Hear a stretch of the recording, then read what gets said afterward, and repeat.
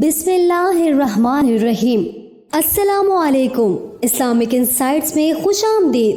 دوستو، آج کی ویڈیو میں ہم آپ کو حضرت زینب بنت ابی معاویہ رضی اللہ تعالیٰ عنہ کے بارے میں معلومات فراہم کریں گے، لیکن ویڈیو شروع کرنے سے پہلے ہمارے آپ سے گزارش ہے کہ ویڈیو کو لائک کر کے چینل کو سبسکرائب کر دیجیے۔ دوستو، حضرت زینب بنت ابی معاویہ رضی اللہ تعالیٰ عنہ ایک جلیل القدر صحابیہ اور قرآن و فقہ کے عالم اور عبداللہ بن مسعود رضی اللہ تعالیٰ عنہ کی اہلیہ تھی۔ وہ خود بھی تفسیر و حدیث اور فقہ و فتاوی میں مہارت رکھتی تھی۔ جزائر عرب کے ایک سرسبز و شاداب پہاڑی علاقے طائف کے ایک نامور خاندان میں جنم لینے والی اس خوش نصیب خاتون کو اللہ تعالیٰ نے عرب کے روایتی حسن و دلکشی کے علاوہ نہایت اعلیٰ سیرت و کردار سے بھی نوازا تھا۔ بچپن ہی سے اعلیٰ کردار کی حامل اور عفت و عصمت کی پیکر تھی۔ سخاوت و فیاضی اور انفاق فی سبیل اللہ میں بہت ممتاز مقام رکھتی تھی۔ وفاداری و وفا شعاری میں اپنی مثال آپ تھی۔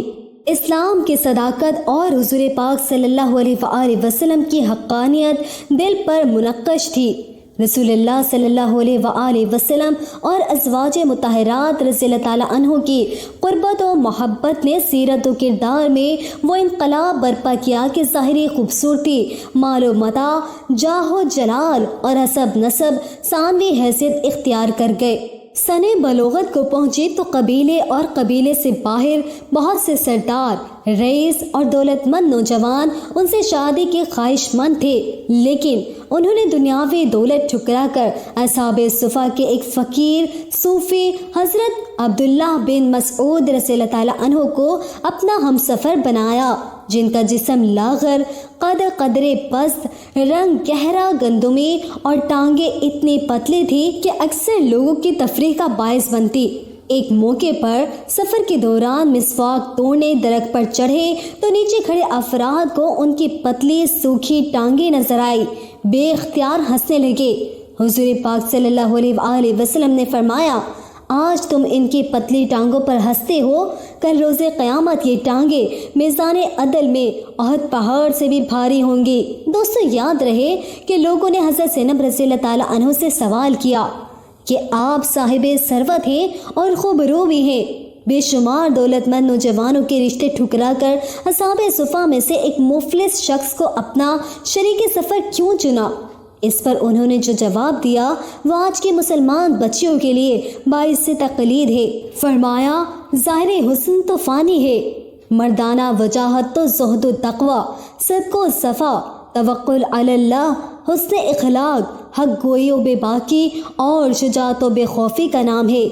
اصل چیز انسان کی خوبصورتی اندرونی ہے، اور میرے شوہر اس سے مالا مال ہیں کہ ان کا سینہ کلام الہی سے لبریز، دل اللہ اور اس کے محبوب کریم صلی اللہ علیہ وآلہ وسلم کی محبت سے سرشار ہے۔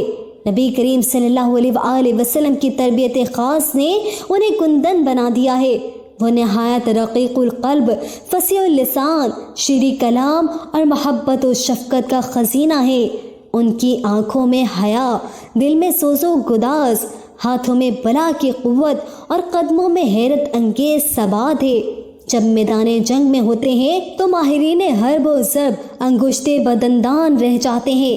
وہ فقہ کے امام ہے، ان کی تلاوت دلوں کو جھنجھوڑ دیتی ہے۔ انہیں حضرت فاروق اعظم رضی اللہ تعالیٰ عنہ نے علم و معرفت سے بھرا چھاگل قرار دیا، اور حضرت علی مرتضیٰ رضی اللہ تعالیٰ عنہ نے قرآن و سنت کا عالم کہا۔ وہ جب بات کرتے ہیں تو لبوں سے پھول برستے ہیں۔ ان کی قرأت کا سحر انگیز انداز سننے والوں کو اپنا اسیر کر لیتا ہے۔ میرے شوہر کے فقیرے میں بھی شاہانہ انداز ہے۔ اتنی نعمتوں کے بعد مجھے اور کیا چاہیے؟ دوستو، آپ رضی اللہ تعالیٰ عنہ کا نام زینب اور عرفیت رائتا ہے۔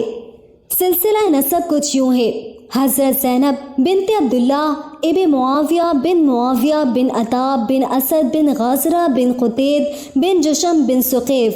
بنو ثقیف سے تعلق تھا جو عرب کے نہایت طاقتور اور جنگجو قبائل میں سے ایک ہے۔ یہ قبیلہ مکے سے 60 میل دور مشرق کی جانب سرسبز و شاداب علاقے طائف میں آباد تھا۔ رسول اللہ صلی اللہ علیہ وآلہ وسلم ہجرت مدینہ سے قبل شوال 10 نبوی میں جب یہاں تشریف لائے تو قبیلہ ثقیف کے لوگوں نے آپ صلی اللہ علیہ وآلہ وسلم کو شدید جسمانی اور ذہنی اذیتیں دی۔ اللہ نے پہاڑ کے فرشتوں کو ان کی تباہی کے لیے بھیجا، لیکن آپ صلی اللہ علیہ وآلہ وسلم نے ان لوگوں کو معاف کرتے ہوئے ان کے حق میں دعا فرمائی۔ فتح مکہ کے بعد 9 ہجری میں قبیلہ ثقیف کے سردار مالک بن عوف حضرت صلی اللہ علیہ وآلہ وسلم کی خدمت میں حاضر ہو کر مشرف اسلام ہوئے اور پھر پورا قبیلہ دائرہ اسلام میں داخل ہو گیا۔ حجاج بن یوسف کا تعلق بھی اسی بنو ثقیف قبیلے سے تھا۔ دوستو یاد رہے کہ عرب خواتین مختلف فنون میں مہارت رکھتی تھی۔ حضرت زینب رضی اللہ تعالیٰ عنہ بھی گھریلو دستکاری میں خاصی ماہر تھی۔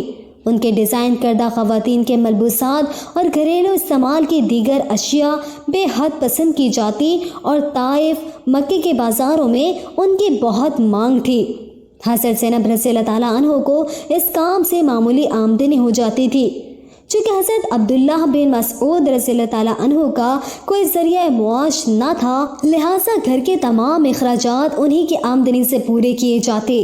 وہ نہایت سخی اور فیاض تھی، مسکینوں اور محتاجوں کی مدد کر کے خوشی محسوس کرتی۔ ایک دن اپنے شوہر سے بولی، میں جو کچھ کماتی ہوں وہ سب آپ اور آپ کی اولاد پر خرچ ہو جاتا ہے، میرے پاس صدقہ و خیرات کے لیے کچھ بھی نہیں بچتا، جس کے سبب ضرورت مندوں کی امداد نہیں کر پاتی اور یوں ثواب عظیم سے محروم ہو جاتی ہوں۔ حضرت عبداللہ بن مسعود رضی اللہ تعالیٰ عنہ نے زوجہ محترمہ کی افسردگی محسوس کرتے ہوئے فرمایا، جو قدم تمہارے فائدے کے لیے ہو اور جس میں تم اپنی آخرت کا بھلا محسوس کرتی ہو وہی کرو، مجھے تمہارا نقصان گوارا نہیں، اور جہاں تک رہی بات میری اور میری بچیوں کی تو تم اس کی قطعی فکر مت کرو۔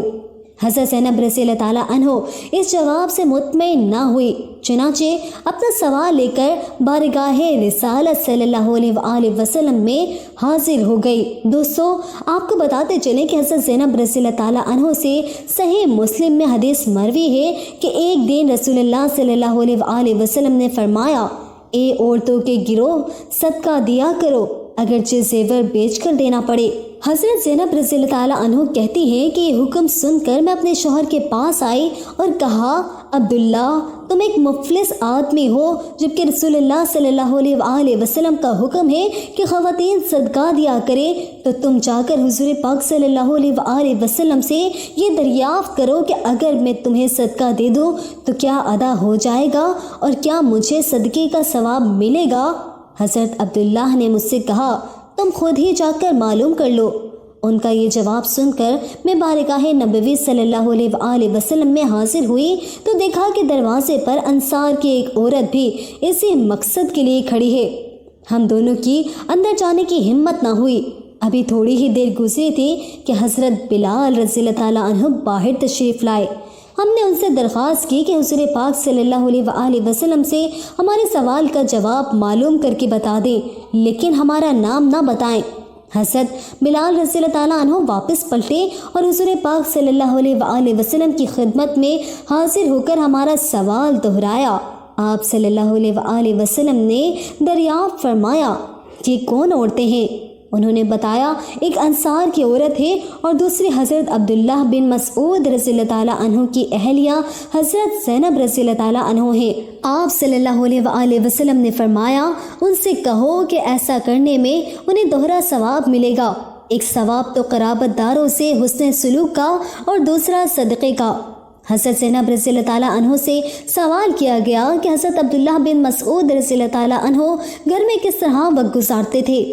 انہوں نے جواب دیا، ویسے تو ان کا زیادہ تر وقت حضرت صلی اللہ علیہ وآلہ وسلم کی خدمت اقدس یا جہاد میں گزرتا، لیکن جب گھر آتے تو اندر آنے سے قبل دروازے پر دستک دیتے، پھر کھنکارتے ہوئے اندر داخل ہوتے، سلام و دعا کے بعد ہم سب کا حال احوال دریافت کرتے، کوئی تازہ حدیث مبارکہ سنتے تو ہم سب کو بٹھا کر اس کے بارے میں بتاتے، گھر کے اندر قرآن و سنت کے احکامات کی مکمل پابندی کرواتے، بچوں کی تعلیم و تربیت پر بھرپور توجہ دیتے، گھریلو کاموں میں میرا ہاتھ بٹاتے اور بازار سے سودا صرف لاتے۔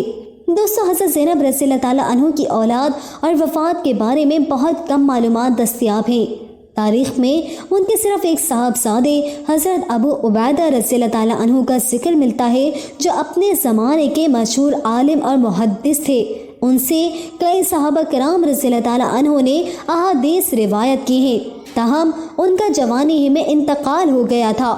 حالات و واقعات سے اندازہ ہوتا ہے کہ حضرت زینب رضی اللہ تعالیٰ عنہ بھی حضرت عبداللہ بن مسعود رضی اللہ تعالیٰ عنہ کی زندگی ہی میں وفات پا چکی تھی، جبکہ حضرت عبداللہ بن مسعود رضی اللہ تعالیٰ عنہ نے تیسرے خلیفہ راشد حضرت عثمان غنی رضی اللہ تعالیٰ عنہ کے زمانے میں 32 ہجری کو 63 سال کی عمر میں وفات پائی۔ حضرت عبداللہ بن مسعود رضی اللہ تعالیٰ عنہ حضور پاک صلی اللہ علیہ وآلہ وسلم کے اس فانی دنیا سے وصال کے بعد گوشہ نشین ہو گئے تھے۔ جنگ یرموک کے موقع پر حضرت عمر رضی اللہ تعالیٰ عنہ نے انہیں گوشہ تنہائی سے نکال کر محاذ پر بھیجا۔ جب محاذ سے واپس آئے تو انہیں کوفے کا گورنر مقرر کر دیا۔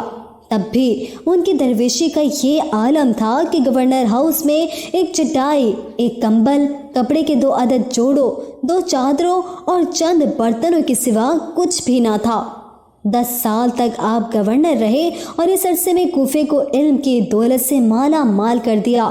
یاد رہے ناظرین، حضرت عبداللہ بن مسعود رضی اللہ تعالیٰ عنہ مرض الموت میں مبتلا تھے۔ خلیفہ وقت حضرت عثمان غنی رضی اللہ تعالیٰ عنہ عیادت کے لیے تشریف لائے تو انہوں نے دوران گفتگو کہا، اے ابن مسعود رضی اللہ تعالیٰ عنہ، میں تمہاری بچیوں کے لیے وظیفہ جاری کر دوں گا۔ دوستو یہ اس وظیفے کا ذکر تھا جسے انہوں نے کافی عرصے سے لینا ترک کر دیا تھا۔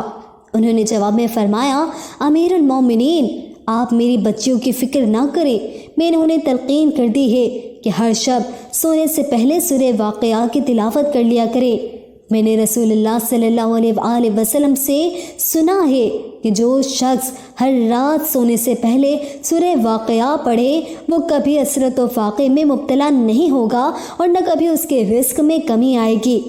اس واقعے میں کہیں بھی اہلیہ اور بیٹے کا تذکرہ نہیں۔ اگر وہ اس وقت حیات ہوتے تو بچیوں کے ساتھ ان دونوں کا بھی ذکر ہوتا۔ اس سے یہی گمان ہوتا ہے کہ حضرت زینب رضی اللہ تعالیٰ عنہ کا حضرت عبداللہ بن مسعود رضی اللہ تعالیٰ عنہ کی وفات سے پہلے ہی انتقال ہو چکا تھا۔ دوستو یہ تھی ہماری آج کی ویڈیو۔ ہمیں امید ہے کہ آپ کو ہماری آج کی کاوش بھی ضرور پسند آئی ہوگی۔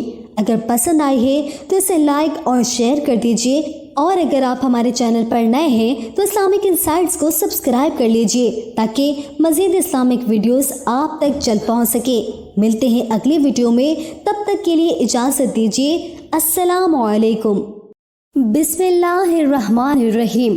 السلام علیکم، اسلامک انسائٹس میں خوش آمدید۔ دوستو آج کی ویڈیو میں ہم آپ کو حضرت زینب بنت ابی معاویہ رضی اللہ تعالیٰ عنہ کے بارے میں